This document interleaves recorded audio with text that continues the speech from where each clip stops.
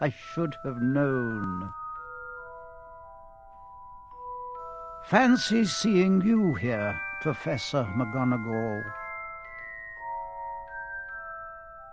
How did you know it was me? My dear Professor, I've never seen a cat sit so stiffly. You'd be stiff if you'd been sitting on a brick wall all day. All day, when you could have been celebrating. I must have passed a dozen feasts and parties on my way here. Oh yes, everyone's celebrating, all right. You'd think they'd be a bit more careful, but no.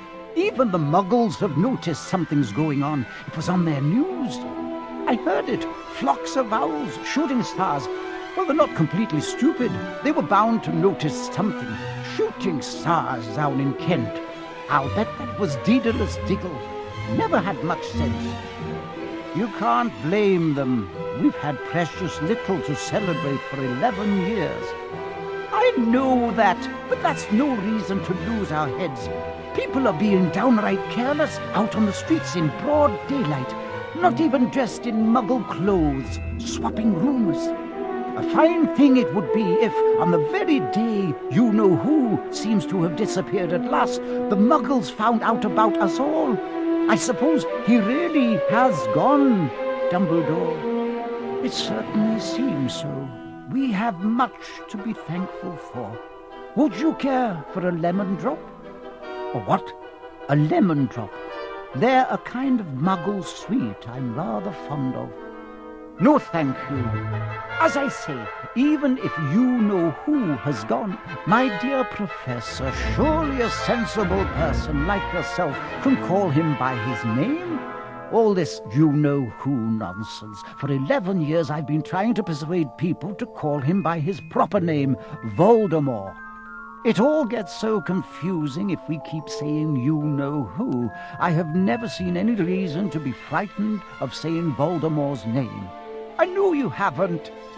But you're different. Everyone knows you're the only one you know. Oh, all right. Voldemort was frightened of. You flatter me. Voldemort had powers I will never have. Only because you're too, well, noble to use them.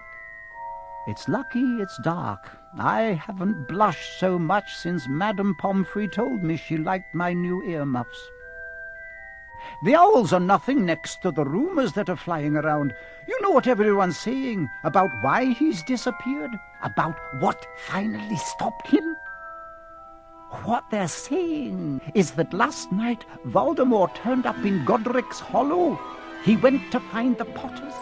The rumor is that Lily and James Potter that they're dead. He and James? Oh, I can't believe it. I didn't want to believe it. Oh, Albus. That's not all.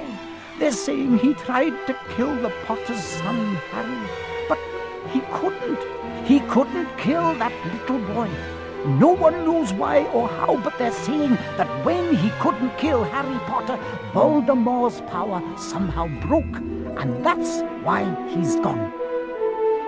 After all he's done, all the people he's killed, he couldn't kill a little boy. It's just astounding, of all the things to stop him. But how, in the name of heaven, did Harry survive? We can only guess. We may never know. And I don't suppose you're going to tell me why you're here, of all places. I've come to bring Harry to his aunt and uncle. They're the only family he has left now. You don't mean... You can't mean the people who live here. Dumbledore, you can't. I've been watching them all day. You couldn't find two people who are less like us.